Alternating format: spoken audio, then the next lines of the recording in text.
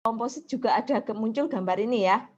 Jadi masih mirip-mirip lah ya. Ini adalah detailingnya. Jadi kalau di struktur baja, langsung saja gunakan konstruksi baja, gunakan batasan-batasan yang ada. Karena biasanya untuk floor deck sendiri itu sudah pabrikan ya. Jadi misalnya floor deck dimensinya lebarnya 0, sekitaran, biasanya floor deck itu sampai ada yang panjangnya sampai 12 meter sih, tergantung pesanan sih, tapi meteran lah. Panjangnya 6 meter, lebarnya sekitar ada yang 1, ada yang 2, tergantung. Sama tebalnya juga bervariasi. Tapi enggak usah khawatir, di situ itu sudah ada spesifikasinya. Coba nanti cari, Ibu, ada linknya, coba cari Union Floor Deck. Di situ ada Union Floor Deck. Nanti Ibu carikan deh linknya. Ada di situ itu ada contoh-contoh floor deck itu sudah pakem ya. Jadi misalnya dari pabrikan ini ukurannya sekian, kekuatan mampu menahan bebannya sekian, itu sudah ada. Jadi tinggal menggunakan saja, nggak perlu menghitung manual. Tetapi supaya bisa kalau mau dihitung manual untuk inersia floor deck, biar bisa menghitung kuat tekannya juga boleh, kuat tariknya juga boleh. Tapi ya lumayan takes time lah. Gitu. Kalau saran Ibu udah gunakan aja dari tabel yang ada, itu juga diizinkan kok gitu. Caranya untuk perhitungan momen inersianya itu ya sama aja seperti waktu dulu Mektek 2 diajari tentang cara menghitung momen inersia penampang kan. Bedanya saja sekarang penampangnya banyak gelombangnya. Kalau kita ambil shear center di tengah, otomatis kita harus pertimbangkan jarak-jaraknya dari kanan maupun dari kiri. Gitu aja sih. Sama kok, nggak harus seperti itu deh, bisa kok ini.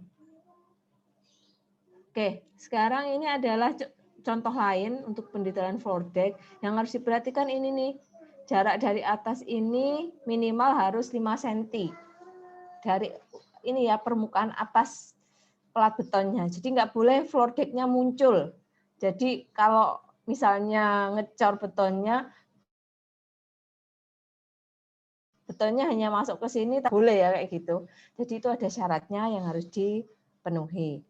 Loh, kalau yang nggak ngerti kan asal dicor aja gitu. Karena di sini kita perlu pasangnya wire mesh juga. Ini minimal, jadi lebih dari itu boleh. Sama di sini untuk HR ini ketinggiannya ada ukurannya, harus kurang dari 75 mm. Karena ini kita berbicara tentang floor deck yang digunakan untuk suatu struktur bangunan gedung. Jadi biasa diikuti ini. Biasanya di sini sekitar 50-an lah, 5 sentian. Itu biasanya untuk gedung. Tapi kalau misalnya nggak terlalu butuh tebel banget bondeknya, ada juga yang menggunakan bondek yang pendek ketinggiannya. Gitu. Tapi kalau ini berdasarkan peraturan sudah tertulis demikian, jadi kita bisa ikuti. Oke, yang ini adalah WR ini adalah lebarnya di sini ya. Ketika ada ini sambungan 2 floor deck. Ataupun misalnya seperti ini. Kenapa butuh 50 atau 50 mm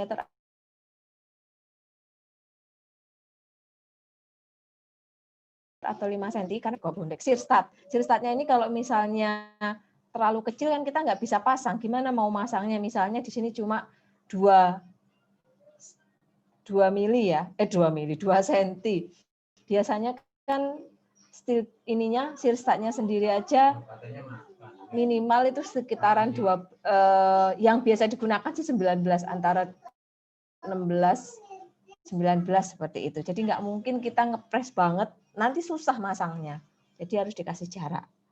Nah, ini adalah batasannya ya, minimal berarti lebih dari tapi kalau sangat over banget ya nggak disarankan gitu. Ini nggak usah bingung, sudah ada di lapangan, sudah ada di pabrik itu ya. Kita tinggal pakai kok. Ya, yang penting tahu cara menghitung berapa shear statnya nanti yang dibutuhkan, mau pakai ukuran berapa. berapa gitu aja. Ini peraturannya ini ada di SNI 1729 2015 ya, tentang sales start cari di situ, atau di situ tentang angkur. Ya, untuk bab ada materi balok komposit ada. Ini QN, kuat geser nominal steel heated start, rumusnya 0,5 ASA dikalikan akar FC prime kalikan EC. Ini berbicara tentang beton ya, ini berbicara tentang luasan shear start-nya. Kemudian dibandingkan dengan nilai RG kalikan RP kalikan ASA kalikan FU. Ini nanti batasannya nih ya, jadi nilai di sini tidak boleh lebih dari nilai ini. Jikalau kita temukan nilai ini lebih dari nilai yang di sini, maka kita pakai nilai ini untuk perhitungan GN. Gitu. Nanti di contoh soal ada, jadi enggak pasti gampang kok ya. Ibu sudah berikan contohnya serta tahapannya, jadi harusnya enggak ada masalah di situ. Untuk penentuan nilai RGRP ini menggunakan tabel yang ada di SNI dan juga yang ada di ISC. Cuma mungkin agak sedikit ada perbedaan ya antara SNI dengan ISC. Kita pakai aja SNI karena di Indonesia menggunakan SNI terutama ya, kecuali nggak ada di situ baru kita cari peraturan yang lain. Ini ya, ini untuk tanpa dek RGR dengan arah profil. Jadi kalau profilnya memanjang, rusuknya itu juga sama-sama memanjang. Tuh, rusuk itu ini loh ya. Nih. Jadi kan baloknya ke sini. Rusuknya ke arah mana nih?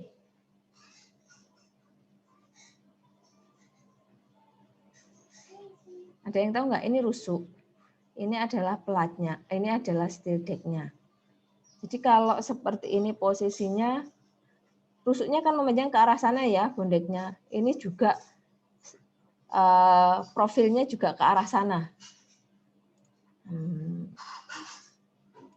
Maksud Ibu ini ke arah memanjang ke sini loh. Ini juga ke arah memanjang ke sana. Arah panjangnya ya. Jadi ini rusuknya sama dengan ininya. Profilnya, arahnya. Jadi kalau seperti ini posisinya ambil yang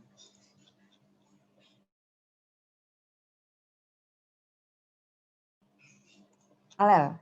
Tapi kalau misalnya tegak lurus, itu misalnya posisinya jadi kalau tampak atas deh, misalnya ini profilnya tampak atas ya, tegak lurus itu steel deck-nya arahnya ke sini. Jadi ini bergelombang gini loh. Ini bergelombang gini, naik turun. Ini kalau dipotong ya. Jadi gini. Nah, ini kalau tampak samping. Gini ya. Jadi ini kan tegak lurus nih. Ini arah memanjang profilnya, yang ini arah bondeknya. Nah, ini kan tegak lurus. Bisa dibayangkan ya.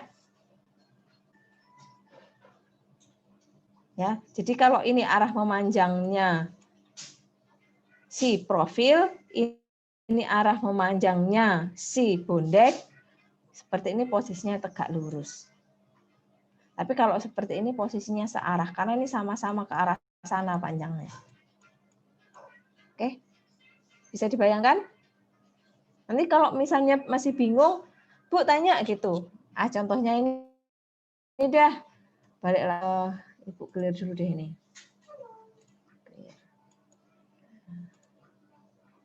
Oke.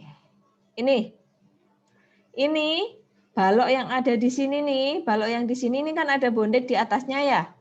Ini posisinya adalah tegak lurus. Tegak lurus, ya. Bisa dilihat ya. Ini kan memanjangnya ke sana, tapi bondeknya ke sana, rusuknya. Ini kan rusuk ya. Tapi untuk balok yang di sini, coba lihat balok yang di sini nih. Nggak kelihatan ya.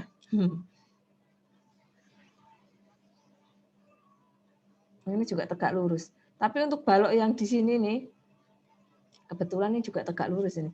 Balok yang di sini nih, ini lihat kan?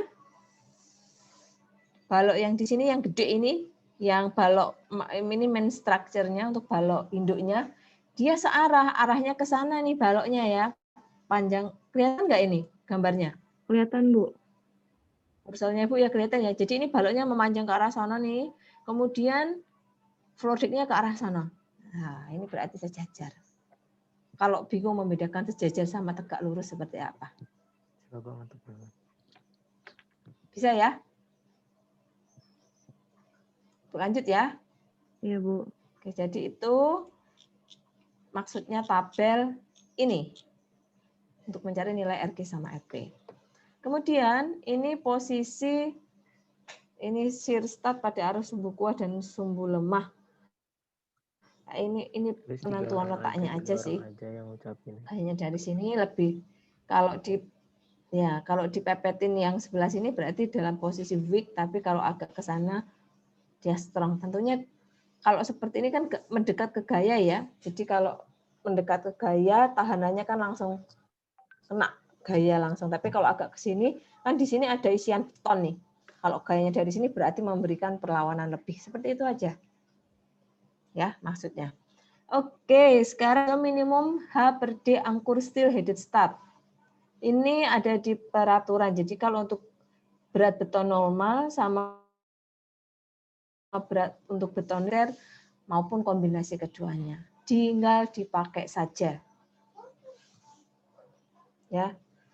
H rasio dari panjang angkur kepala baja terhadap bagian atas kepala paku untuk diameter batang. Jadi dari total sampai ke kepalanya saja.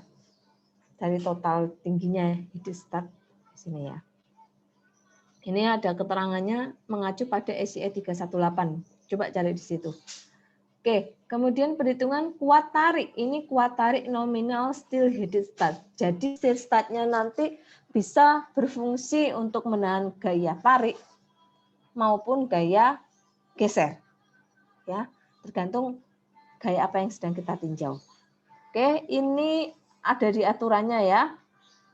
Untuk jaraknya pusat suatu angkur ke tepi bebas beton pada arah tegak lurus ini harus lebih besar dari 1,5 kali tinggi dari angkur steel headed stud. Ini akan lebih jelas nanti di contoh soalnya kalau di situ ada ya. Jadi nggak usah bingung dengan pernyataan ini. Nanti akan lebih jelas di contoh soal. Kemudian yang ini kalau ada interaksi antara geser dengan tarik.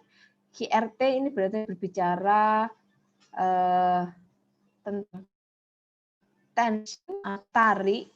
Kalau QRV ini berbicara tentang apa coba? Shear, ya. Shear atau dia geser. V itu menandakan gaya geser, gaya yang horizontal kita sebutnya. Kalau tarik itu kan yang kalau posisinya shear start seperti itu yang vertikal, ini yang horizontal. Seperti itu, ya. R itu required atau yang diperlukan, perlunya berarti ada faktor beban di situ, dan C itu berbicara tentang capacity atau kapasitas. Oke. Nanti tinggal dimasukkan saja. Nggak usah dipikirkan bagaimana cara rumusnya kok macam-macam, udah kita pakai aja ya. Memang banyak rumusnya, jadi nggak semuanya harus dikuasai. Yang penting paham beberapa cara pengerjaannya. Memang untuk dia sendiri gimana ya? Ibu juga nggak bisa membuat rumusnya jadi simple karena beda penampang, beda rumus. Beda panjang, beda rumus. Nanti masih ada lagi misalnya beda kekuatannya akan ada rumus tambahannya. Ada gempa sama tidak ada gempa, rumusnya macam-macam lagi. Kalau kita bandingkan dengan beton, beton itu kan sebentar. Ini partisipannya udah lengkap ya, berarti tadi oke nanti Ibu edit ya absennya, sudah Ibu submit soalnya. Next time absennya ini ya, pagi semua ya. Tolong absen semuanya pagi, jangan terlambat. Nanti kalau sudah lewat dari jam absen, biasanya akan terlambat. Tapi kalau nggak ada kabar ya Ibu Alfa. Ya, seperti itu. Absennya absen sendiri setiap hari Selasa pagi ya. Udah bisa kan ya? Nanti yang belum bisa absen sendiri, tolong kabar-kabar di grup ya. Atau misalnya memang ada kesulitan jaringan internet, yang penting sudah ngabari terlebih dahulu. Artinya standby di waktu tersebut gitu. Oke? Ini sudah 24, ini berarti sudah lengkap ini sebenarnya mahasiswa kelas ini.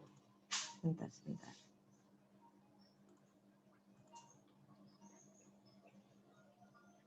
Bentar ya, nanti Ibu edit absennya ya. Udah Ibu setor tadi, udah Ibu submit absennya kalian. Oke. Tidak mengerti langsung tanya ya. Karena materi kita lumayan banyak yang harus dikejar, jadi memang harus belajar lebih seperti itu. Oke, ini pakai aja rumusnya. Kemudian yang ini bila menggunakan still channel anchor, ini untuk profil yang C tadi. Kalau tadi still headed, kalau ini yang still pakai profil C ya. Tapi biasanya yang digunakan tuh yang atas, meskipun ada tapi jarang. Nggak terlalu jadi favorit lah gitu. Jadi kuasailah paling tidak salah satunya lah. Ini untuk rumus QN-nya. QN itu sama-sama kuat tahanan nominal still anchor. Kalau untuk still anchor, ini still channel anchor untuk yang profil kanal ya. Jadi rumus QN-nya ini kita menggunakan persamaan untuk ini modulus elastisitas dari betonnya. Ini harusnya sudah ada di materi beton ya, rumus ini. Kita pakai, kita pinjam untuk bisa kita bawa ke persamaan ini. Oke, ini semua nanti tinggal dimasukkan. Jadi contoh nggak ada yang pakai channel karena memang kebanyakan pakai still headed stat gitu. Oke, ini referensinya, jadi bisa dicari ya di sini yang masih kurang, ditambah lagi SCI 318. Tapi sebenarnya SCI nanti akan lebih banyak kalau kita ke base plate bunganya. Oke, ini untuk contoh untuk materinya, contohnya di sini lah, ini contohnya ya. Ini gambarnya seperti ini. Ini bisa dibayangkan ya, Ibu ambil salah satu bagian enggak salah. Ini berat jenisnya, tebalnya, kemudian ada beban-beban yang ada di atasnya. Ini mutu beton dan profil bajanya. Ini baja ya. Floor-deck-nya menggunakan katalog dari Union Floor-deck. Ini ada ini coba cari Union Floor-deck di Google muncul. Banyak gitu ya. Beban kerja pada pelat bertulang dengan floor-deck-nya, beban ultimate sama kuat nominal floor-deck dan kebutuhan shear start. Jadi caranya ini adalah contoh tabel Union Floor-deck. Ya. Kita contohkan misalnya pakai tebalnya 0,7, jadi punya area ini luasan ini sebanyak 1066,67 mm persegi per meternya. Ini sudah ada ya. Untuk momen inersianya, daripada kalau ngitung kan banyak tuh, pakai aja tabel kan ya, pakai aja tabel. Kalau memang sudah ada, gampang, kecuali kita floor deck-nya build up. Artinya kita pesen sendiri. Aku pengen bikin floor deck bentuknya seperti ini, ukurannya seperti ini. Di pabrik, di pasaran nggak ada. Berarti kita build up, kita minta pesen order pada suatu supplier. Ya artinya kita harus ngitung nih. Suppliernya harus ngitung lagi. Tapi kalau yang ini kan biasanya sudah ada di hitungan. Tinggal dipakai. Nah ini karena di sini dijualnya per 0,6 ini ya meter ya yang ada di pasaran. Jadi kita ini kita konversikan untuk misalnya lebar 0,6 meter itu berapa luasannya? Karena yang ada di pasaran ini hanya 6 meter nih. Jadi kalau nanti butuh banyak ya berarti kan tinggal ditambah dipasang banyak gitu. Ini per 6 meter. 0,6 600 mm ya. Ini yang ada di pasaran. Jadi nggak sampai semeter ya. Pendek-pendek berarti ini ya. Ya, 600 mm lebar ini.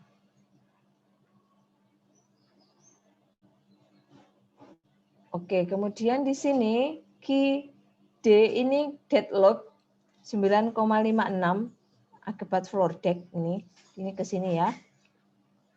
Setelah itu ditanya beban yang bekerja. Ini akibat plat beton. Ya, sudah ada kan di sini, tinggal kita pindahkan. Kemudian akibat floor deck, spesi, ditambah keramik, plafon penggantung, ini semua bentuknya dead load ya. Jadi dead load total sebesar ini 4,531. Kalau belum sama satuannya disamakan, karena kalau satuannya nggak sama kan nanti susah inputnya. Ya, satuannya disamain. Untuk beban hidupnya di sini sudah diketahui ya, 1,92 berarti atap biasa tuh. Kemudian untuk kombinasi beban ultimate-nya sudah pernah pakai kan semester yang lalu ataupun awal semester ini menggunakan balok lentur pasti beban mati saja 1,4D. Kalau ada beban mati beban hidup 1,2D ditambah 1,6L dan seterusnya. Kemudian kita bandingkan dan kita pilih yang maksimum. Itu sebagai key ultimate. Masuk, your internal connection is unstable. Oke. Jadi kita pilih yang paling besar sebagai key ultimate. Kita plotting seperti ini. Ini yang terjadi di lapangan ya sebenarnya pada plat betonnya. Misalnya ini menerus nih. Ini menerus ini. Ini kan terpotong ini. Tapi nggak berhenti ya, ini terpotong. Jadi kurang lebih bentuknya seperti ini. Nah, sekarang cek kuat nominal floor deck. Ini kita kalau mau hitung manual, cari titik berat floor deck-nya. Ya, kita menggunakan pendekatan. Ini R ini adalah sisi miring dari si floor deck. Karena di tabel ini nggak ada apanya coba. Titik berat nggak diketahui ya di mana letaknya. Kemudian section modulus elastisitasnya juga ada diketahui, tapi kita nggak perlu. Kita hanya perlu titik beratnya aja. Di sini tidak diketahui, jadi kita turunkan secara manual pakai teori yang pernah diajarkan dalam pelajaran Mektek 2. Gitu. Ini luas penampangnya yang atas tadi. Kemudian ini tegangan untuk floor deck-nya, dan ini adalah modulus elastisitas dari steel. Ini maksudnya adalah menghitung luasan ini loh. Ya. Tapi yang di sini ini hanya untuk ini saja nih. Yang miring-miring ini ya. Sama yang di atas. Yang miring-miring ini ya. 4 kali 32 berarti ini yang di atas ini. Kemudian 6 kalikan R berarti 6 kali yang 1, 2, 3, 4, 5, 6. Itu. Ini yang di bawahnya. Oke. Kita mau menghitung titik beratnya. Ini kita tinjau dari bawah. Ya. Acuannya di bawah sini nih, acuannya. Jadi 128, 4 kali 3 kan di atas ini ya. Karena dia tebalnya sangat tipis, maka tapi sudah masuk ya dalam perhitungannya ya, sudah masuk ya. Sehingga beratnya itu di sininya, di sininya, tinggi-tingginya ini. Sebenarnya kalau mau kita presisikan pas titik beratnya berarti 54 dikurangi 0,35. Ya, cuma nggak harus kayak gitu, untuk pendekatan bisa pakai ini ya. Untuk karena ini tipis sekali. 128 kali 54. Jadi untuk yang di atas. Ditambahkan 328 kali 469 itu ini panjangnya ini. Ya. Kemudian ditambahkan 700 itu dapat dari sini. Total luasannya kan. Total luasan dikurangi dengan, kalau kita hitung luasan ini, itu berarti kan sisanya yang di sini dibagi dengan dikalikan dengan jarak nolnya. Ini loh, kita mau cari ini loh, luasan ini loh. Jadi ini untuk menghitung ini 1, 2, 3, 4 sama yang di sisi miringnya. Oke? Ya. Tapi ini tebalnya masuk deh ya, tebalnya masuk diperhitungkan. Cuma untuk ketinggiannya nggak diperhitungkan. Jadi ini sudah masuk ini. 128 itu ini 4 kali 32 berarti ada 1, 2, 3, 4. Kemudian 4 Oh, ini hanya bantuan aja. 6 kalikan R. Berarti sisi miring ya, R itu 1, 2, 3, 4, 5, 6. Jadi ini 128, berarti yang di atas dikalikan tingginya 54 sama tebalnya karena ini sama, sebenarnya ini kita bisa tulis 128 kali 0,7 kali tingginya 54. Ditambah 328, ini ya miringnya 1, 2, 3, 4, 5, 6. Dikalikan 54 dibagi dengan 2 tengah-tengahnya, anggapannya titik beratnya. Tebalnya juga sama 0,7. Yang ini adalah, ini loh, yang ini adalah nilai dari sini.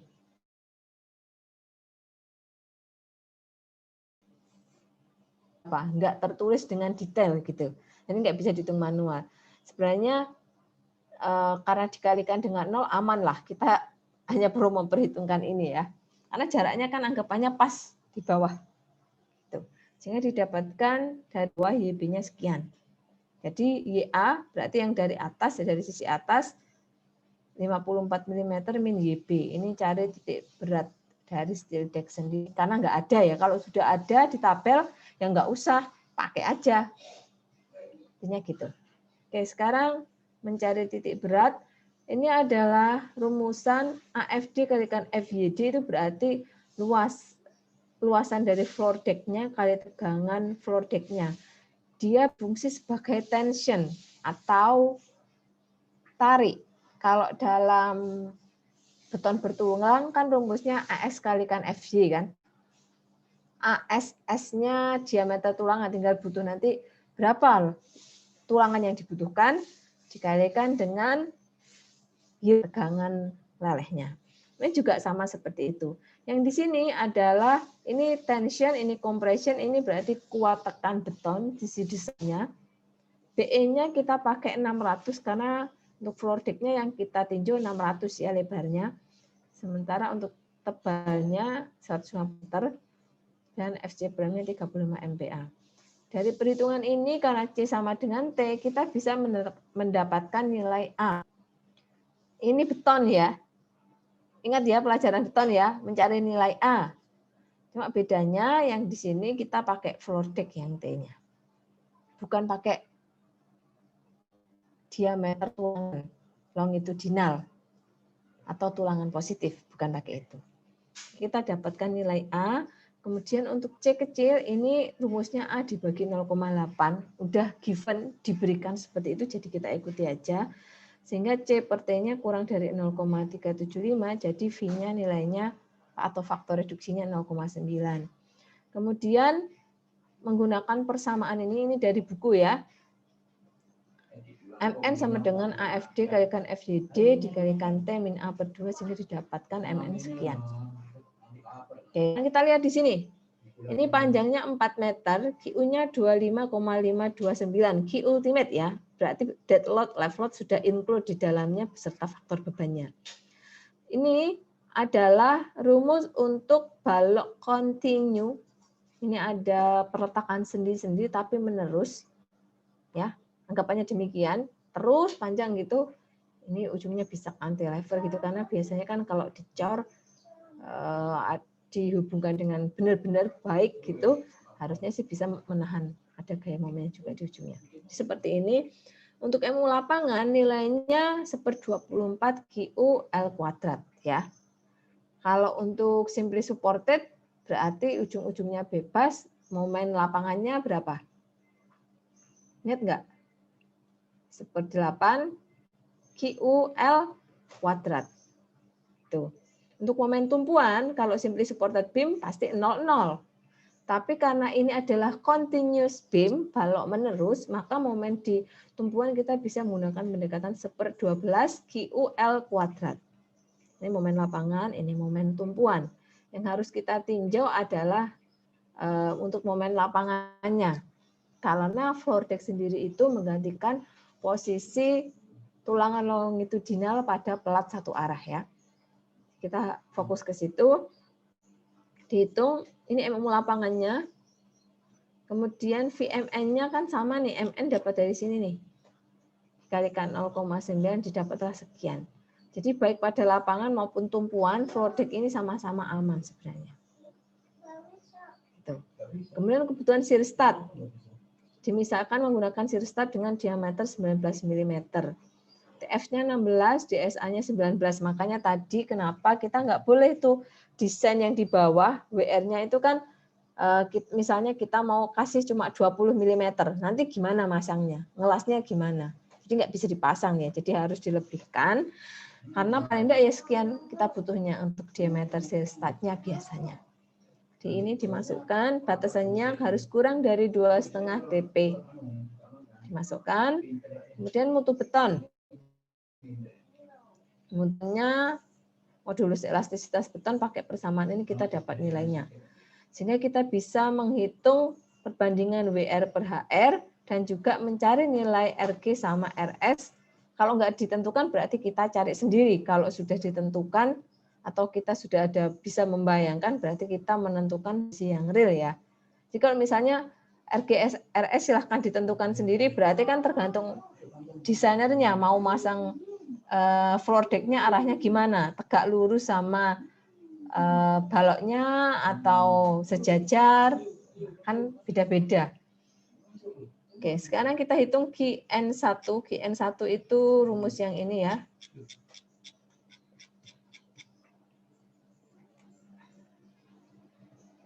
Ini ya. Anggapannya ini QN1, ini sama-sama QN ya. Ini batasannya.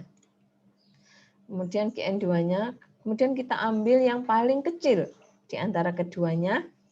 Soalnya kan batasannya ini kurang dari sama dengan ini. QN1 kurang dari sama dengan QN2. Jadi kalau misalnya nilai QN1-nya lebih gede, maka yang kita pakai adalah nilai QN2. Tapi kalau misalnya nilai QN1-nya lebih kecil, maka kita pakai nilai QN1. Oke, kemudian diambil, dan di sini panjang stat-nya yang dimisalkan sekian, karena ada batasannya harus lebih dari 4 DSA. Tapi ingat, kita juga ada batasan ya dari ujung pelat betonnya ini, tidak boleh lebih dari 50 mm. Berarti ada covernya ya di atas platnya itu Mas Ian. Dari paling dari si apa namanya tinggi sirstatnya. Jadi kalau kita punya tebal 150, kita butuh yang bebas di atas kan 50. Ini masih masuk. Ya. Panjang ini masih masuk. Gitu. Karena kalau ini 80 ditambah 50 kan masih 130, berarti masih ada space lah. Bisa, boleh digunakan. Tapi jangan mendesain misalnya batasannya yang di atas 50, karena sirstatnya batasannya hanya minimalnya, maka kita pakai semaksimal mungkin. Tebal pelatnya 150 mm, itu udah include ininya, floor deck-nya. Tapi kita desain spearheaded statnya sampai 200 mm. Bisa dibayangkan? Enggak 200 mm. Bisa dibayangkan sirstatnya itu nongol keluar ya dari plat betonnya. Jadi nggak boleh seperti itu. Sirstatnya harus di dalam plat betonnya. Ini misalnya ada yang mendesain misalnya sampai kelihatan sirstatnya keluar itu berarti itu kurang OY, itu tidak sesuai dengan peraturan ya. Gitu ya.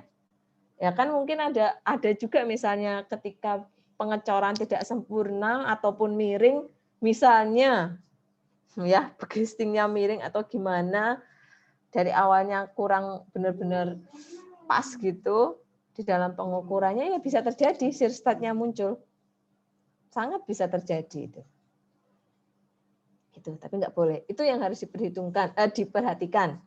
Sama yang kedua lagi waktu mendesain sirstat, jangan sampai sirstatnya itu melayang di atas balok bajanya ya. Karena nanti juga ada aturannya, jarak minimalnya sekian, berarti kan boleh lebih dari itu. Tapi ingat, jangan sampai ketika mendesain itu lebih dari lebar baloknya ya. Jadi jarak antar dua sirstat lebih dari lebar baloknya, otomatis sirstatnya gantung di kanan kiri baloknya ya. Misalnya kita punya profil ukuran 400 kali 300, artinya lebar sayapnya itu lebarnya bukan tebal ya, lebarnya itu kan 300 ya. Misalnya kita butuh 3 sirstat dipasang pada jarak 200. Berarti kalau 1, 2, 200, satunya 200, totalnya 400. Kita punya balok 300. Kira-kira 2 sirstat lain di mana? Melayang. Hanya 1 sirstat yang ada di atas balok. Jadi tolong nanti diperhatikan, paling tidak kalau menghitung, ya dibayangkan lah make sense atau enggak itu. Bisa dibangun enggak di lapangan? Bisa dipasang enggak? Jangan sampai ya gitu. Ada hal-hal yang lucu. Kenapa Ibu sampaikan kayak gini? Beneran itu beberapa waktu yang lalu, waktu ada tugas khusus maupun ujian, Ibu terus terang aja, ada yang mendesain sirstat itu terbang dia. Jadi butuh 3 sirstat, dipasangnya berjejer, tapi yang 2 lainnya di luar baloknya. Kan batasannya minimal, enggak batasan maksimum, tapi enggak diperhitungkan lebarnya ini. Ya seperti itu kondisinya. Jadi butuh 3 dipasang berjejer sirstatnya, tapi jaraknya kelebaran. Akhirnya 2 sirstat yang lain ini ada di kanan kiri baloknya. Gantung ya, terbang melayang gitu. Hanya 1 sirstat yang berada di baloknya. Jangan seperti itu. Itu desain yang keliru ya, nggak boleh seperti itu. Semua sirstatnya harus di atas balok. Karena perlu dilas di situ. Oke. Ini adalah contoh, Ibu berikan 1 contoh perhitungan untuk floor deck-nya. Kira-kira ada pertanyaan untuk ini sebelum kita lanjut ke balok komposit? Belum? Semuanya sudah bisa memahaminya? Masih mudah kan? Dikit-dikit bisa, Bu. Bisa, Bu. Masih kebayang, Bu. Bisa. Ya, Masih. oke. Nanti kalau misalnya bingung, tanya langsung ya. Ya, Bu. Biar enggak kejauhan. Oke. Sebentar. Ini tolong dimunculkan semuanya karena Ibu belum terlalu hafal wajah kelas ini ya. Claudia, ini Ibu ambil lagi nih di ininya biar nanti Ibu bisa edit. Berarti masuk semua ya. Tapi ada yang tadi nggak absen ya, terlambat ya. Aji nih. Aji di mana ini? Aji, ada di tempat nggak? Hadir, Bu. Mana wajahmu? Sekar sama James. James ini yang mana ya? Tolong dibuka ini. Ulang tahun, Bu. Saya, Bu. Oke, ulang tahun. Ya, Bu, oke, dibuka dulu semuanya. ulang tahun, Bu. Oh, happy birthday, James. Itu adalah cara plastis. Cara plastis. Karena plastis itu mudah untuk gambarnya. Semua penampangnya, kondisinya kompak. Tapi demi keamanan, fokuskan pada elastis ya. Karena kalau elastis itu kuat, cara plastis pasti aman. Dan cara plastis hanya bisa digunakan untuk menampang dengan badan kompak. Nah, kalau ketemu badan yang non kompak gimana? Nggak bisa persamaan pakai cara plastis. Jadi oke, kita fokuskan aja ke cara elastis. Kalau gitu, Ibu akan kembali jelaskan pakai cara elastis ya. Kalau yang mudah itu pakai cara plastis. Tapi ya itu kondisinya, penampang badannya harus kompak. Kalau nggak kompak, tidak boleh. Dan kenapa harus kompak? Karena untuk perhitungan pakai cara plastis, itu kekuatan dari bajanya itu harus mencapai kondisi plastis. Jadi MP itu berbicara pada kondisi plastis. Kemudian perhitungan pakai cara elastis itu batasannya sampai yield, force yield, leleh pertama kali diserat keluar. Kenapa penampang tidak kompak nggak bisa pakai cara plastis, meskipun cara plastis mudah? Karena penampang yang tidak kompak itu akan rentan mengalami lateral torsional buckling ataupun tekuk pada weak axis-nya kalau bentangnya panjang. Tekuk pada sumbu lemahnya. Tekuk lentur ya, tekuk lentur sama tekuk torsi. Itu sangat mungkin terjadi. Nah, kayaknya pada bingung nih, maksudnya Ibu Rina ini ngomongin apa gitu ya. Ibu tunjukkan sesuatu deh biar ada bayangan ya. Iya, Bu. Tunggu. Di mana ya?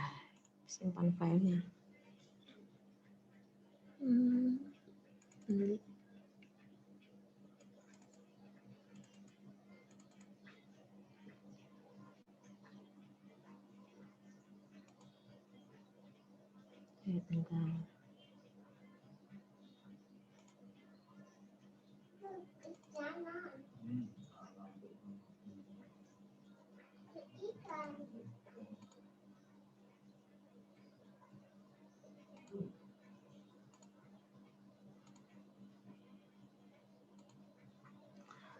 Kelihatan nggak?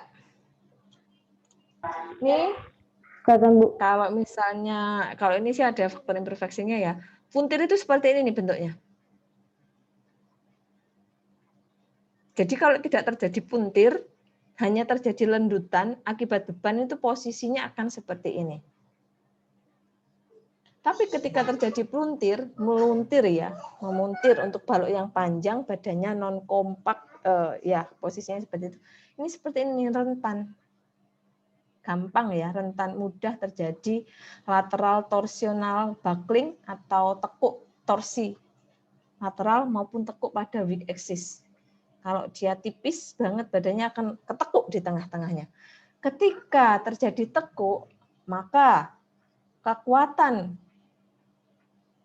penampang tersebut akan turun drastis. Jadi ketika sudah mencapai tekuk itu, kadang nggak sampai mencapai leleh, apalagi mencapai plastis, karena tekuk itu terjadi di bawah momen bisa nggak sampai lelehnya lah. Jadi nggak mungkin mencapai momen plastis, untuk kondisinya plastis itu nggak mungkin. Jadi batasannya hanya di range elastis. Jadi kalau ingat kurva tegangan-tegangan, kurvanya seperti ini loh. Ini seperti ini ya. Jadi kalau ini ada kurva tegangan-tegangan seperti ini, kemudian Ibu gambarlah, ini ada nggak lurus ini. Ini posisi plastis, posisi pertama kali leleh, kemudian kan gini ya grafiknya ya. Ini posisinya pertama kali leleh. Kalau MP itu posisinya di sini. Ya. Jadi batasan ini adalah daerah elastis, yang ke sana daerah non elastis atau sebutannya plastis. Ya. Ketika badan suatu penampang itu tidak kompak, dia nggak akan sampai daerah ini. Udah tekuk duluan. Waktu pada kondisi di sini nih. Gitu. Itu kenapa kalau kita menggunakan perhitungan pakai cara elastis. Ya, karena yang bisa sampai ke sini itu hanya penampang-penampang tertentu yang memang kondisinya memenuhi. Jadi nggak semua bentuk profil meskipun sama-sama WF bisa nyampe pada, ya memang sampai ke sini ya. Cuma kalau misalnya profil tersebut panjang, sudah beda kondisinya. Pasti terjadi lateral torsional buckling itu kalau panjang. Tapi kalau pendek bisa sampai sini. Gitu. Bisa sampai sini. Tapi kalau misalnya pendek, tapi gayanya gede juga bisa terjadi tekuk lokal. Jadi intinya gunakan aja kondisi elastis gitu aja. Dah gitu aja biar mudah lah memahami ya. Karena kalau kondisi elastis aman, harusnya kondisi plastis aman untuk penampang kompak ya. Dan kondisi elastis bisa digunakan untuk perhitungan penampang kompak non kompak. Kalau plastis hanya untuk penampang kompak. Jadi kalau Ibu boleh bilang, hitungan elastis itu cakupannya lebih luas daripada hitungan plastis. Karena untuk dapat hitungan plastis, ada kriterianya, ada persyaratannya. Seperti itu. Oke, Ibu tunjukkan yang kondisi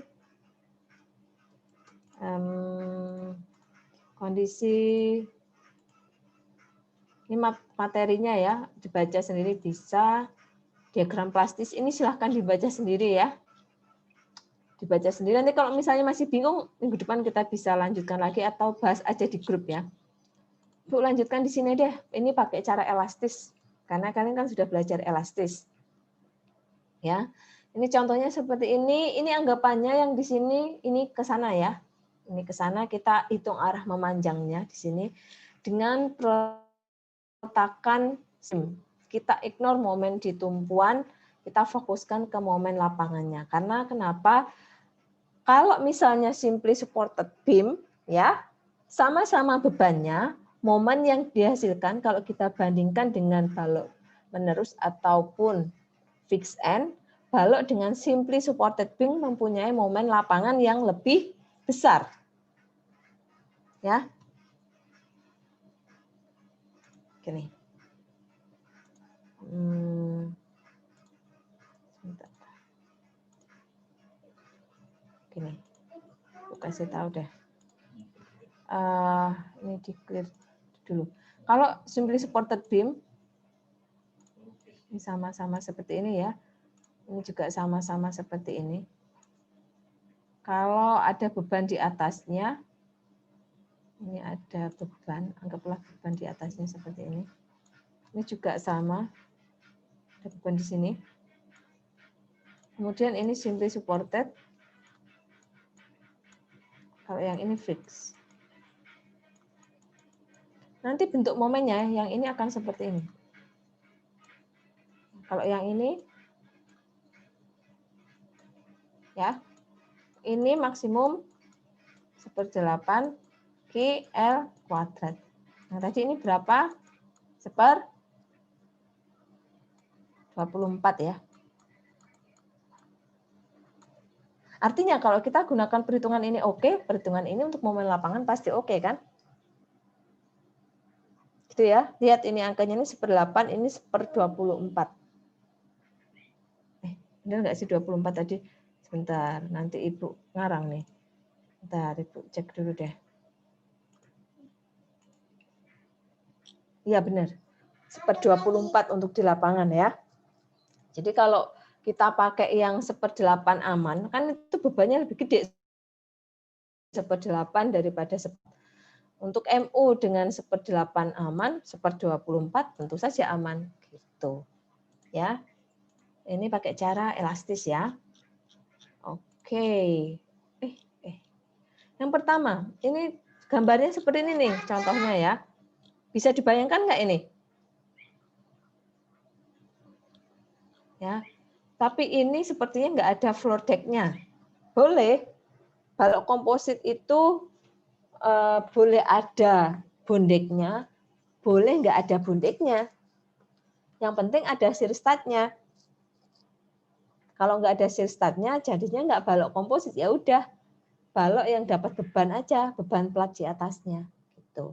Kalau balok komposit, artinya di situ ada shear konektornya yang menghubungkan antara pelat dengan balok baja. Gitu. Oke, ini data-datanya ini pakai cara tegangan elastis ya. Yang harus dilakukan pertama, kita ini ditanyanya MN. MN itu kuat nominal lentur. Kemudian ini kapasitas neto balok terhadap beban hidup balok komposit. Kemudian kuat geser balok serta kebutuhan shear stud-nya. Oke, untuk menghitung lebar efektif, Ibu tadi lihat di materi yang diberikan itu ada 1/4, ada 1/8. Untuk balok di tengah, ini baloknya di tengah ya posisinya, anggapannya ini menerus ke sana, berarti ini posisinya di tengah, nggak di ujung. Kalau di ujung itu berarti ya di ujung banget gitu ya. Di sini tinggal ada cantilever ataupun nggak ada. Memang benar-benar di ujung posisinya. Seperti kalau di contoh gambar yang Ibu berikan tuh balok-balok yang ada di ujung-ujung. Itu balok ujung. Ini balok tengah ya, yang ada di tengah-tengah. Untuk balok tengah, batasannya 1/4 L BE-nya sama setengah lebar kiri ditambah setengah lebar kanan untuk BE-nya. Dibandingkan yang paling kecil. Karena ini kebetulan sama ya. Jadi kalau misalnya ada dua, misalnya ini 2 meter, yang ini 3 meter, kita ambil 2 meter. Misal di sini 3 meter, di sini ada 1,5 meter, kita ambil 1,5 meter. Kita ambil yang terkecil. Jadi BE-nya adalah yang terkecil. Kasih catatan di buku masing-masing, BE adalah nilai terkecil. Oke, selanjutnya dicek klasifikasi profilnya, masuk penampang badan kompak atau enggak. Ternyata dicek masuk dalam penampang dengan profil badan non kompak. Jelas ini enggak boleh dihitung pakai cara plastis, harus pakai cara elastis gitu. Di situ di sini dihitung penampang transformasinya. Kalau tadi di contoh di soal UTS ngitung penampang transformasi kan? Kemarin udah sampai itu kan? Iya, Bu. Nah, ini juga sama, ini menghitung penampang transformasinya. Dari yang beton tadi diubah ke penampang, diubah ke baja. Ini adalah suatu persamaan aja untuk bisa merubah dari beton ke baja.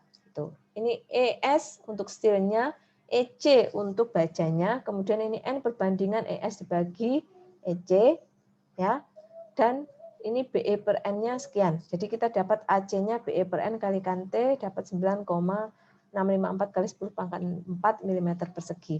Ini untuk astilnya, profilnya ya yang ini, profilnya.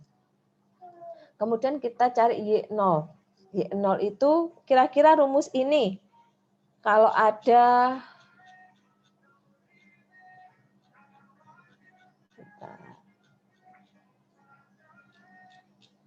mana gambarnya ya?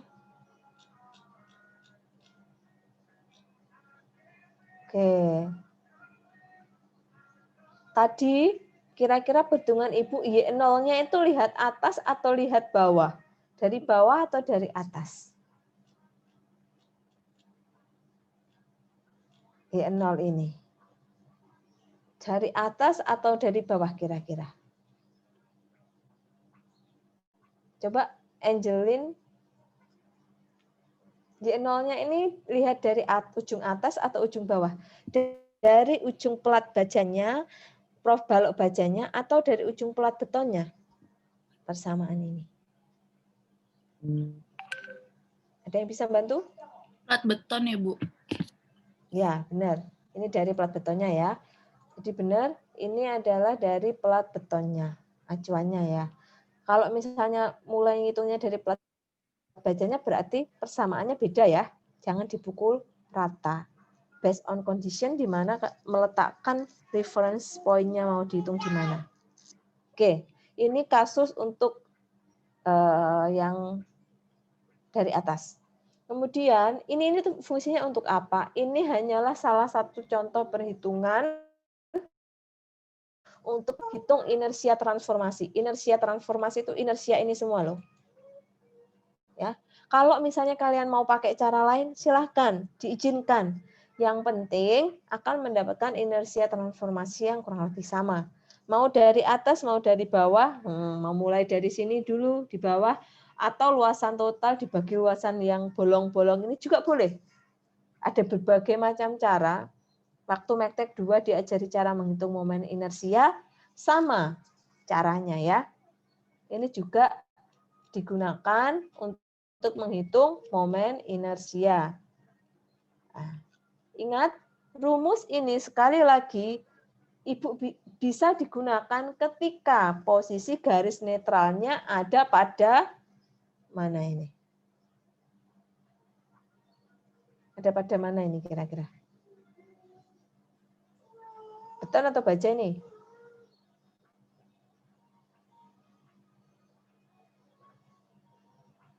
Kira-kira garis netralnya jatuh pada mana nih? Beton atau baja?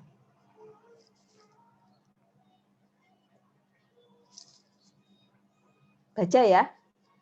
Karena kita cuma punya tebal platnya itu berapa tadi? Di atas tebal platnya hanya 250. Sementara YA-nya 500-an, berarti pasti sudah jatuh di baja. Karena kita ngitungnya dari atas. Tuh. Oke, ini silahkan diikutin. Ini sekali lagi ya, dikasih catatan gede-gede. Rumus ini hanya boleh digunakan ketika punya kondisi yang sama dengan gambar yang Ibu berikan. Ketika kondisinya beda, jangan langsung pakai rumus ini. Kan sudah dicontohkan seperti itu. Enggak, ini hanya salah satu perhitungan ketika posisi garis netralnya ada di balok beton, balok bajanya. Ada kondisi tersebut ya, nggak sampai di ini ya, nggak sampai di titik tengah bajanya ya, agak ke atas ini di sini nih posisinya ya. Jadi kalau misalnya nanti garis netralnya jatuh di sini, berarti rumusnya beda. Garis netralnya jatuh di sini, rumusnya beda. Jangan dipakai rumus itu. Oke, ini menghitung inersia transformasi. Ada pertanyaan sampai sini?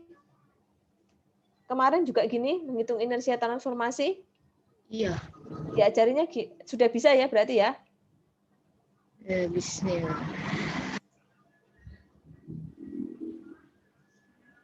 Kalau kemarin gimana caranya menghitung momen inersia transformasinya? Inersia transformasi. Ikutin contoh soal, Bu. Oke, ngikutin contoh soal. Kalau yang ini pakai cara yang kemarin juga boleh kalau posisinya sama ya. Kalau posisinya sama. Ketika posisinya berbeda, jangan dipukul rata. Itu pesan Ibu ya. Kadang-kadang kan kalau kita nggak paham, ya udah dapatnya itu dipakai aja. Ini bukan given, tapi ini diturunkan kalau yang inersia persamaannya. Dihitung sendiri. Jadi ada yang rumus memang kita langsung bisa pakai, ada rumus yang harus kita turunkan atau tambahkan jika memang diperlukan. Gitu. Oke, Ibu lanjutkan ya. Kemudian menghitung momen lentur positif. Kemarin juga menghitung ini kan? Oke. Caranya ini ada profil untuk build up. Ini profil tersebut ini pakai profil dari Jepang. Ini Ibu pakai referensi bukunya Pak Wirianto. Ini pakai profil dari Jepang. Di sini pakai build up untuk yang RH berapa tadi 1080 itu. Di sini kita mau menghitung. Di sini itu kita intinya mau mencari MN. MN-nya ini didapat dari pertama kita harus tahu dulu tegangan bajanya. Ya. Kemudian ini adalah YT itu posisinya Y0 min T. Berarti di topnya steel ya. Topnya profil baja, yang ini bottomnya profil baja. Oke. Karena kita di sini berbicara tentang baja. Yang di sini ya. Ini bajanya ya. Ini FST dibagi YT, ST steel ya. Dikalikan ITR, kita dapat M1 itu sebesar ini. Dan M2 sebesar 1,2. Kemudian, untuk yang tegangan ultimate ujung tepi bawah, ini langsung kita pakai FSB sama dengan FY. Karena kalau kondisinya leleh, Oke, Sekar.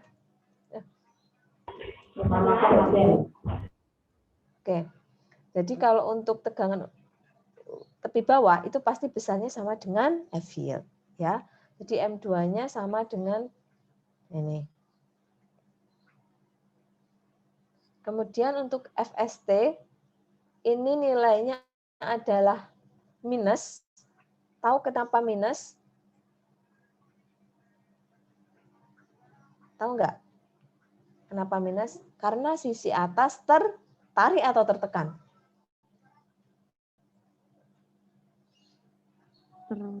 Tertekan. Iya, pintar, Jani. Angelina ya, Angelina Joni ya, tertekan. Jadi ini posisinya adalah momen maksimum Angelina Joni kan? Angelina Joni. Ini coba ini ngejanya gimana ini? Angel aja, Bu. Oke, Angel ya. Mana Angel, Bu? Oke, Angel. Oke.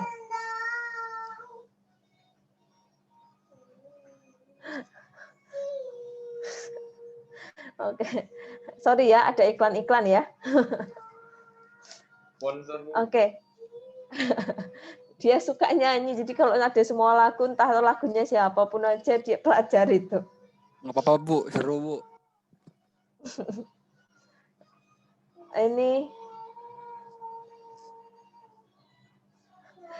Ini untuk steel top at top. Jadi nanti ada gambarnya nih. Ini untuk tegangan betonnya. Jadi di sini pertama kita hitung M1, M2, kita ambil nilai terbesar atau terkecil? Kecil ya. Terkecil, setelah dapat itu kita masukkan ke bawahnya. Nah, untuk tegangan steel at top, kita gunakan minus karena dia pada posisi tekan di atas garis netral tadi. Itu ya. Jadi untuk tegangan betonnya ya pasti karena dia di atas pasti kondisinya tekan. Untuk tegangan betonnya maksimum harus kurang dari Fc prime. Ya kalau lebih dari Fc prime pecah ya sudah betonnya. Jadi nggak boleh didesain sampai lebih dari itu. Jadi kalau ini untuk FCB-nya untuk beton yang di bagian bawah. Kalau digambar, digabungin semuanya, nanti dapat diagram seperti ini. Kemarin sampai nggak berada diagram? Sudah atau belum? Belum, Bu. Oke, jadi ini ya, ini adalah bentuk diagram tegangan elastis. Yang di ujung bawah, bajanya pasti sampai sebesar F yield-nya. Tergantung F yield-nya berapa. Kalau ini tadi kebetulan F yield-nya 245 MPa. Kalau F yield-nya 250 ya di bawah ini 250. Di sini ini yang kita hitung. Ya. Garis netralnya di sini. Garis netralnya. Garis netral transformasi.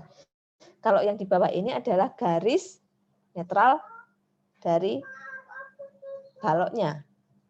Ya, bukan yang itu, kita carinya yang transformasi ya. Jadi posisinya di sini. Oke. Kalau sudah baru diploting. Beda cerita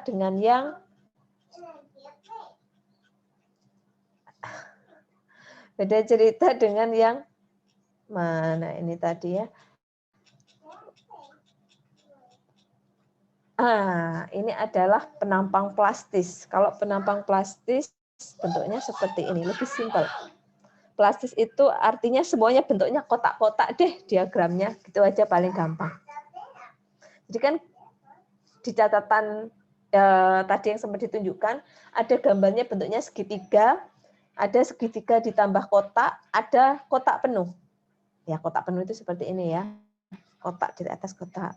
Ada yang kotak terus segitiga, itu posisinya sudah masuk inelastis gitu. Sebelum benar-benar full plastis gitu. Ada. Oke, kita fokus ke sini. Jadi gambarnya nanti seperti ini ya, bentuknya diagram segitiga, intinya seperti itu. Jangan gambar yang diagramnya kotak. Kalau kotak itu artinya plastis. Itu aja bedanya. Beda cara perhitungannya ya. Tuh. Sudah, berarti momen lentur positifnya kita pakai Mn sama dengan M2.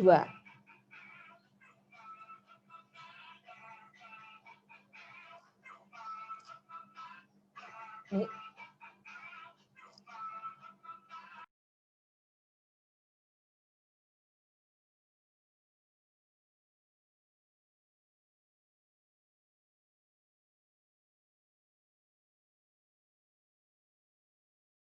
Oke, kemudian dihitung. Selanjutnya adalah pertanyaan selanjutnya tentang kapasitas neto beban hidup. Kita udah tahu nilai QUDL-nya. Untuk QUDL ini sudah menggunakan faktor beban ya 1,2 karena kita mau cari netonya beban hidup ya. Kapasitas netonya. Jadi kita pakai faktor beban di sini 24 berat jenis betonnya. Ini 3 dapat dari mana? Setengah. Bukan BE ya. Di sini bukan BE, tapi setengah jarak dari balok kiri dan juga setengah dari jarak balok dari satu gini. Posisi balok kita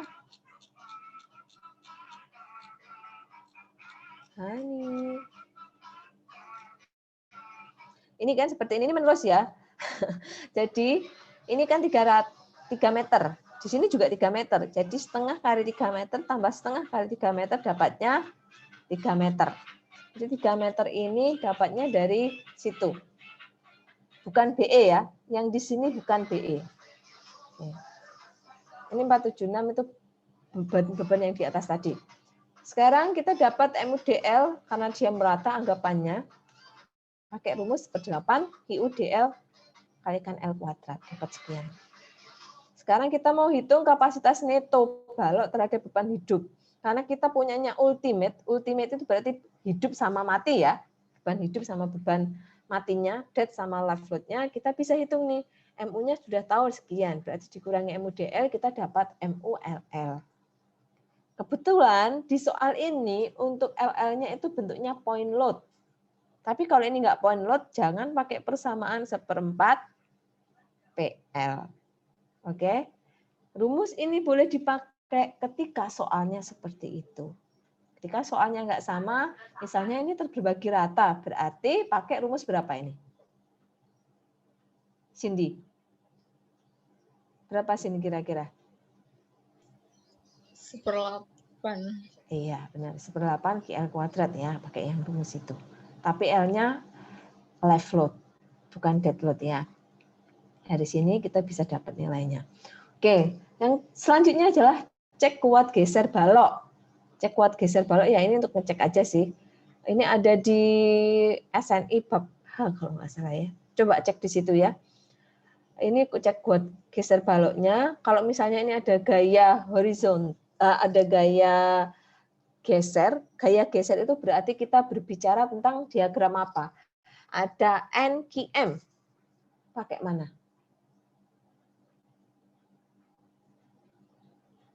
Ada yang tahu?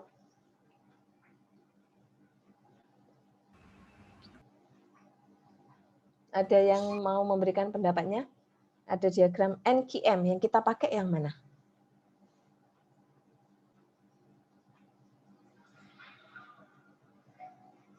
Geser. Lintang ya, Bu? Ya, betul. Siapa yang jawab tadi? Ya. Lintang, benar. Gaya geser atau gaya lintang atau bidang G. Ini anaknya Ibu itu nggak tahu entah dari mana. Dia tahu TikTok. Jadi kapan lalu minta diinstalkan TikTok. Nggak Ibu instalkan, tiba-tiba dia nginstal sendiri. Bukan di HP-nya yang di private, tapi di HP-nya Kongnya. Umur berapa sih, Bu? Tahun depan 4 tahun. Sekarang Oh. 3,9. Udah mulai aktif ya, Bu? Aduh. Ya pintar ngerjain mamanya maksudnya. Semangat Dia ya, pintar Bu. install game, Ibu nggak tahu dari mana itu. Wah, anak zaman now itu ternyata mamanya aja kalah. Ibu itu diajarin nge-game sama anaknya Ibu. Ya ampun. Biasa dari iklan YouTube, Bu. Iya, Bu. Oh ya, Ibu kaget kapan lalu itu HP-nya Ibu sebelum Ibu kunci. Ya. Iya, Bu. YouTube-nya mau ada anak-anak aja, Bu. Mengurangi konten-konten dewasa, Bu. Iya, untuk YouTube-nya sudah YouTube anak-anak. Tapi kalau ini kadang-kadang dia kan tahu nih sudah di password, kalau dia ngelihat gitu, gitu bisa ditirukan sama dia itu. Jadi bolak-balik harus ganti password gara-gara dia selalu notice, oh kok bisa tahu ya, tiba-tiba bisa aja buka HP itu. Padahal nggak dikasih tahu gitu. Sekarang Ibu pakai sidik jari. Anaknya Ray, Bu. Anaknya Ray. Gimana, Wak? Gitu. Tapi memang anak zaman now itu untuk program-program pinter. Iya, Bu. Bu jangan kenalin sama James, Bu. Artis TikTok. Nanti malah parah, Bu. Enggak Ibu bolehin. Jadi dia ngelihatnya dari YouTube anak-anak, tapi kan yang kayak Tom gitu kan ada ya, Tom TikTok gitu, nggak tahu dari mana ya. Ada lah pokoknya di YouTube Kids pun ada.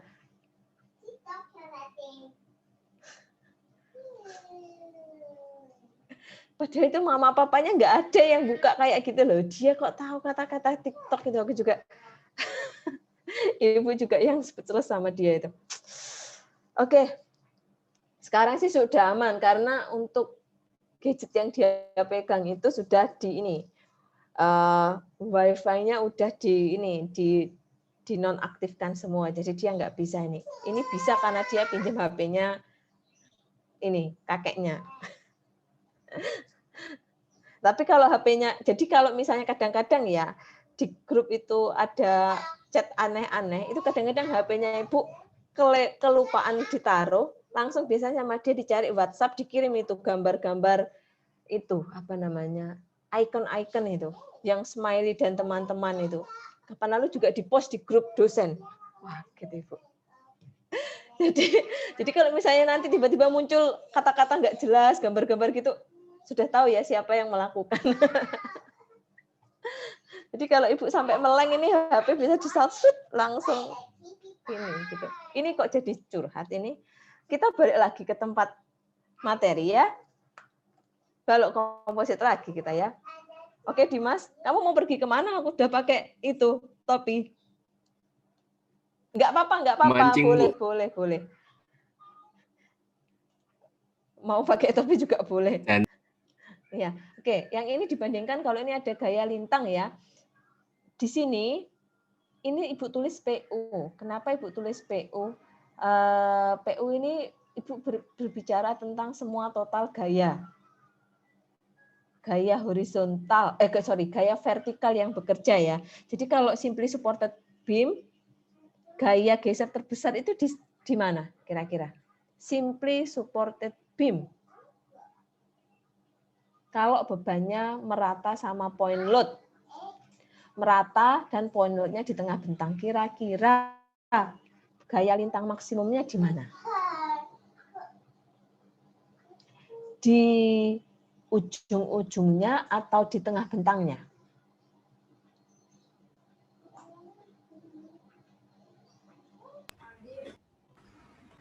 Ada yang bisa memberikan jawaban? Ujung-ujung, Bu. Ya, benar. Ujung-ujung ya. Jadi memang gaya geser maksimum akan ada di ujung-ujungnya. Karena saat momen maksimum, G-nya akan sama dengan 0. Harusnya untuk simply supported beam. Jadi gaya geser maksimum ketika ada di ujung perletakannya. Kenapa Ibu tulis setengah PU? Ini misalnya ada, kalau kita total semuanya, ini gaya vertikalnya, harusnya ini bukan, kalau PU aja kan agak bingung ya. Yang di sini berarti kalau kasusnya contoh ini berarti ini PU-nya ini terdiri dari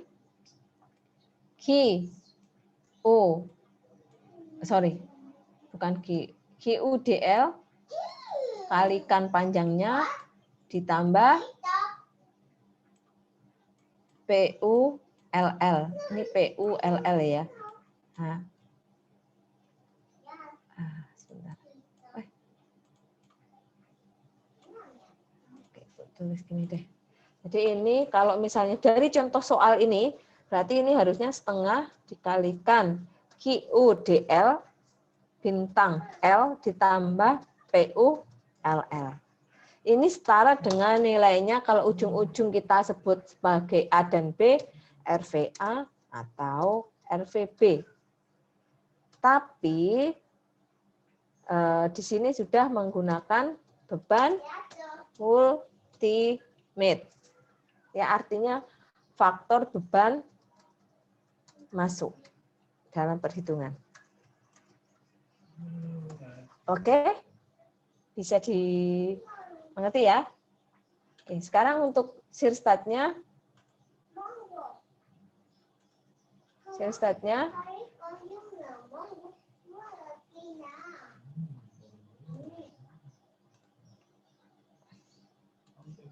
Oke, untuk shear statnya ini sama dengan yang sebelumnya tadi caranya. Di sini yang Ibu mau tambahkan adalah bagaimana cara memasangnya di balok komposit tersebut, di balok tersebut ya. Ini kita ada nilainya Qn. Qn ini untuk satu shear stat, kuat geser nominal shear stat tunggal.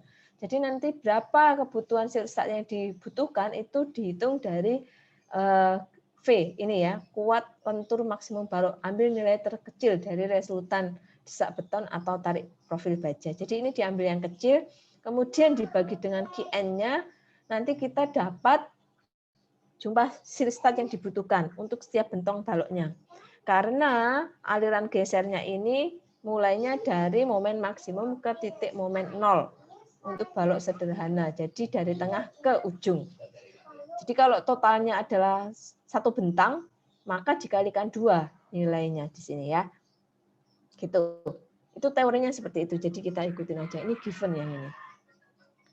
Selanjutnya dicek spasi shear statnya yang tadi ini Ibu bilang ya.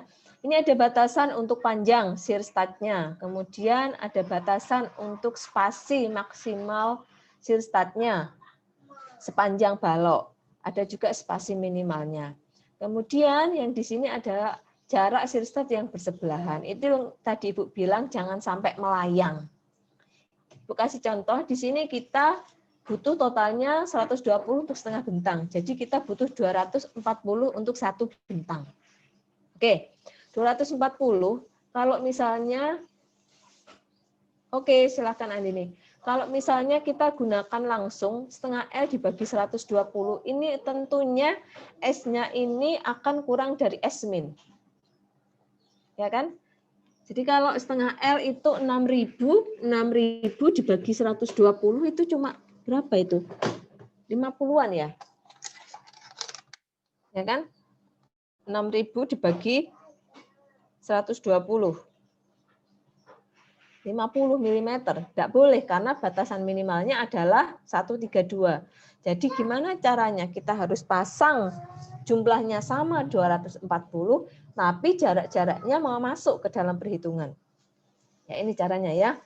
Kita jejerkan 3. Boleh jejer 3, boleh jejer 2. Mau dibuat 321 juga boleh. Cuma kalau dibuat macam-macam itu kasihan yang masang di lapangan ya. Mana kapan dipasang 3, kapan dipasang 2, kapan dipasang 1. Tapi kalau mau hemat ya mau dibuat seperti itu ya bisa aja sih.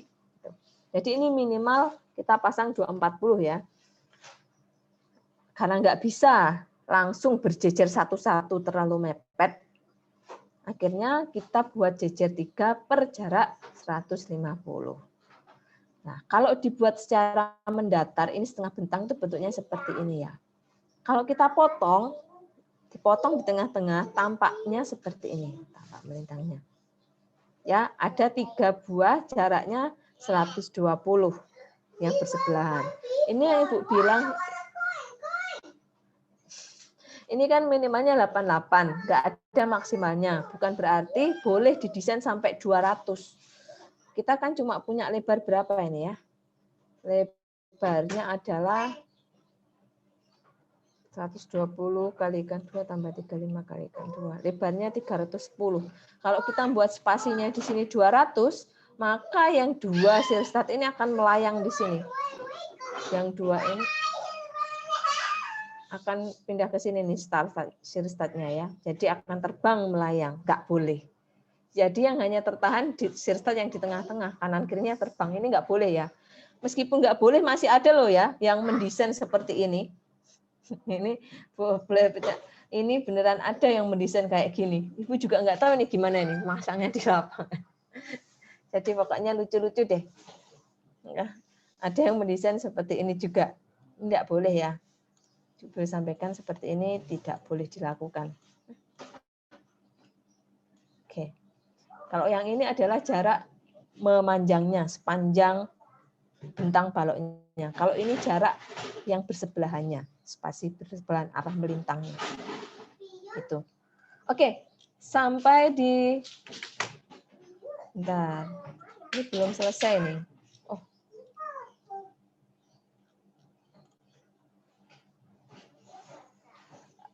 Oke, ini untuk balok kompositnya ya. Untuk pakai cara luasan transformasi, tapi di sini nggak Ibu munculkan tentang lendutannya. Kalau mau cari tahu tentang lendutan ada di sini ya. Caranya sama. Bedanya di sini ada lendutan. Ya. Jadi caranya dari sini kan sama nih. Kalau ITR udah dapat, kita bisa menghitung lendutan. Lendutan akibat beban mati, berarti lendutan jangka pendek untuk sistem unshort, berarti ini beban-beban yang di atasnya ya, ditahan oleh ininya, ditahan oleh bajanya ketika belum terjadi aksi komposit. Kalau sudah terjadi non komposit, sudah terjadi komposit, maka akan ditahan bareng-bareng. Jadi nanti kita bisa cek berapa lendutan yang terjadi. Kemudian ini adalah lendutan totalnya. Untuk batasan lendutan masih sama dengan batasan lendutan untuk balok ya.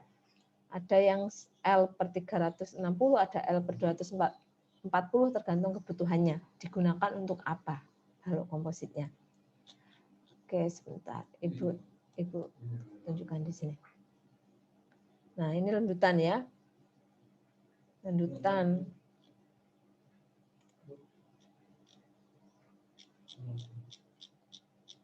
Oh, berarti lendutan Ibu berikan waktu dulu pelajaran balok lentur. Di sini sudah nggak ada.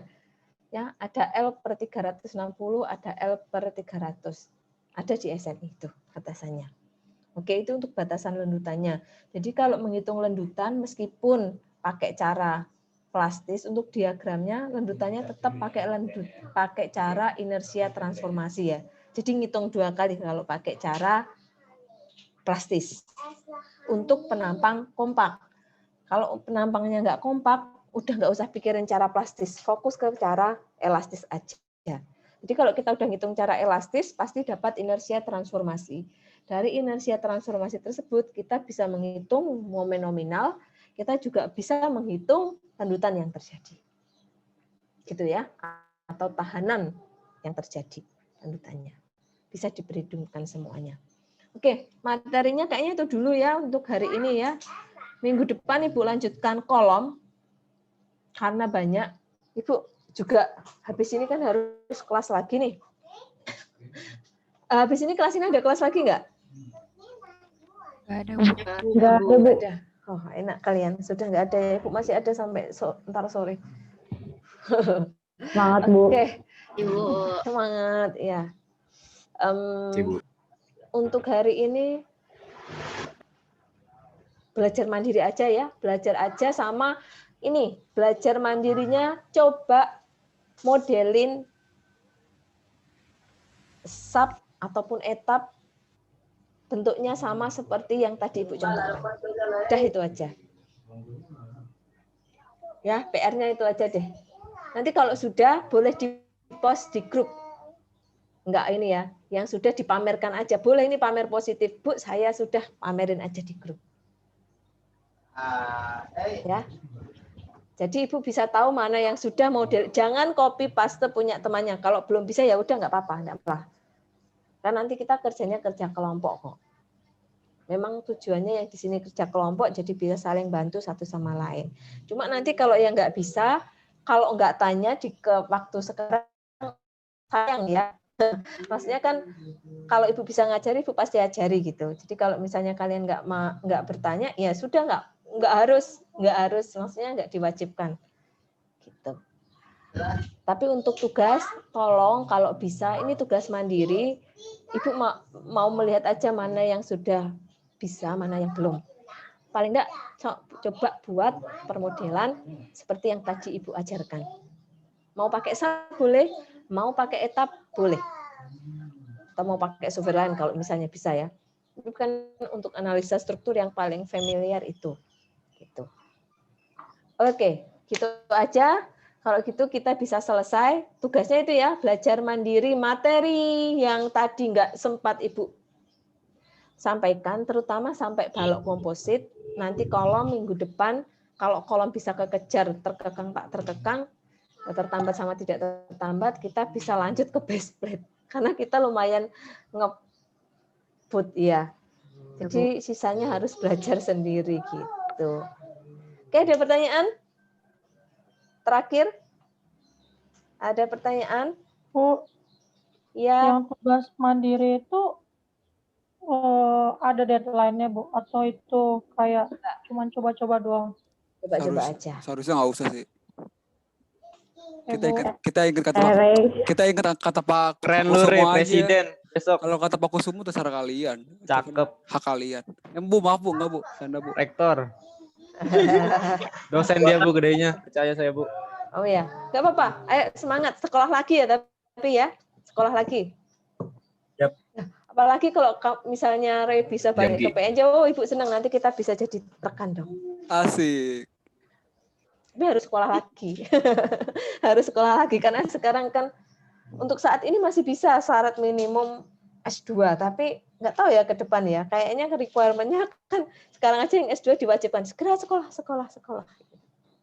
Bantuin di bengkel ya, Bu, nyiapin barang-barang. Ya enggak lah, yang ngajar ya nanti. Kok enak aja bantuin aja. Pak Haris, Pak Oh, Kusno, bukan ya. Pak Ya Karsono. enggak lah, ya harus ngajar lah. Kayak Pak Kosono Siapa? nyiapin besi doang, nggak mau ngejanda, Bu. Ya kan memang memang Parah banget Re hari ini. kalau dosen ya ngajar, tapi bukan hanya ngajar loh ya. Oh, Jangan ngajar. salah. Bukan hanya ngajar. Tugas tambahan lainnya masih Tunggu ya, Bu. banyak ya. Begitu. Oke, semangat. Ibu, serius ini, Ibu senang kalau misalnya ada yang adiknya juga jadi dosen salah satu misalnya gitu. Tapi ya itu harus sekolah dulu. Baru bisa jadi dosen ya. Kalau